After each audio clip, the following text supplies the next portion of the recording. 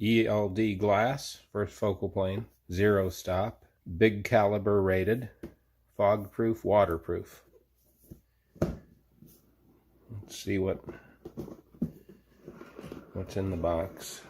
And that's how it's packaged.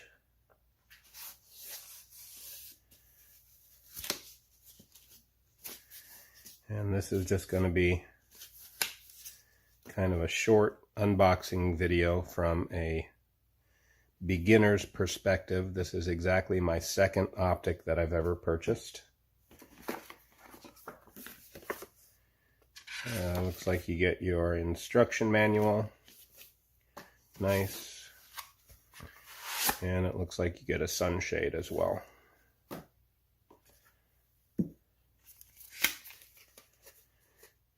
One Allen key, microfiber cloth. Nice, nice.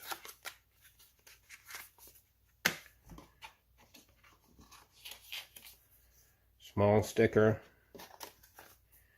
And a large sticker. And that's what you get in the box. There's what the scope looks like. Let me take the caps off of it. What's this called? Is this called a bra? I'm sure there's a name for that. Okay, here's my original scope. This is a UTG AccuShot 4:16, and it's supposed to be a compact scope, so it's a little bit shorter. You know, I looked at a bunch of reviews on optics before I went with the Arken, and one of the reasons that I bought the Arken was I wanted something with higher magnification. This is a 6:24. This is a 4:16.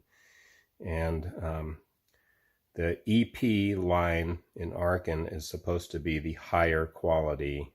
There's HD glass and then there's EP glass. But the EP glass, I guess, is supposed to be the higher quality glass. And apologize if I'm got the wrong terms there. Like I said, I'm new to this. One of the reasons why I went with the Arken, as I was saying, is because of the weight. So the UTG is 1 pound, 12 3/8 ounces with the rings and the bubble level. And the Arken, same rings. I just went with the UTG rings. I like this type of knob. I think that's just it's a good design. Remember, this is an air gun.